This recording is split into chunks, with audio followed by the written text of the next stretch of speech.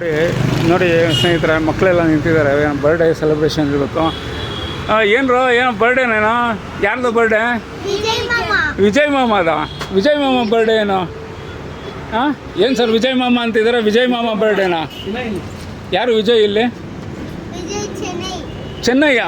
ನೀನು ಇವತ್ತು ವಿಜಯ್ ಅಂಕಲ್ ಗೆದ್ದಿದ್ದಾರೆ ಅಂತನಾ? ಮಾಮ ವಿಜಯ್ ಮಾಮ ಗೆದ್ದಿದ್ದಾರೆ ಅಂತನಾ? ಸೆಲೆಬ್ರೇಟ್ ಮಾಡ್ತಾ ಇದ್ದೀರಾ? Very good. ಎಲ್ಲಿ?